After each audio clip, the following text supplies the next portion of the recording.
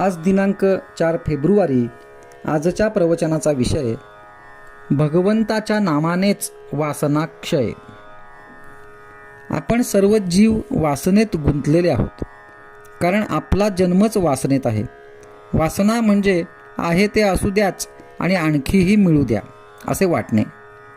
आपण सध्या या स्थितीत आहोत, पण सुरुवात म्हणून आपण असे म्हणावे की आहे ते असू द्या आणि आणखी मागायचे ते परमेश्वराजवळ मागूया.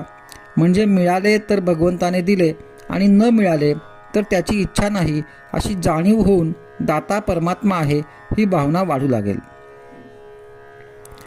आहे तेही त्याच्याच इच्छेचे आहे असे वाटू लागून अस्वस्थता आणि आसक्ती कमी होऊ लागेल.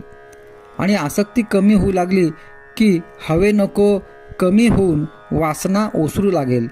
केवळ आपल्या कर्तबगारीनेच वासनेच्या पलीकडे जाणे अशक्य आहे.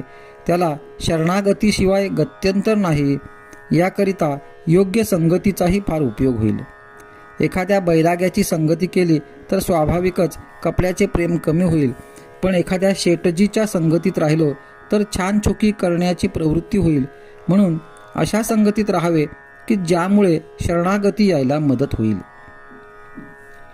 शरणागती म्हणजे परमेश्वराला सर्वस्वी अर्पण होऊन राहणे. याचाच अर्थ आपण उपाधिरहित बनणे. तर मग आपण अशाच साधनाची संगती केली पाहिजे की जे अत्यंत उपाधिरहित आहे.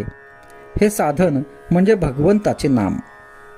काळ, वेळ, परिस्थिती, उच्च नीच भाव, स्त्री पुरुष, विद्वत्ता, अडाणीपणा, श्रीमंती गरिबी, प्रकृतीची सुस्थिती दुस्थिती वगैरे कोणतीही गोष्ट नामाला आड येऊ शकत नाही.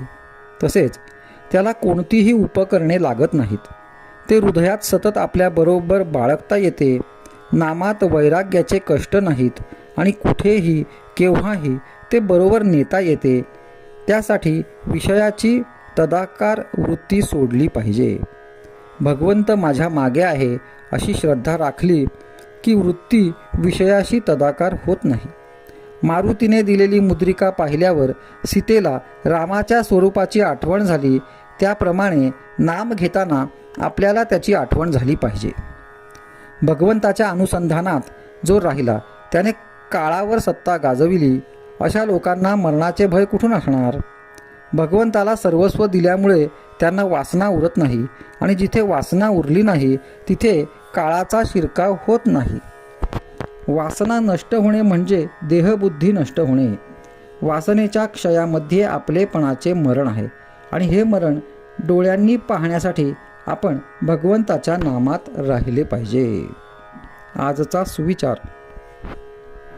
वासनेचा क्षय भगवंताच्या नामात आहे हे अक्षरशः खरे आहे.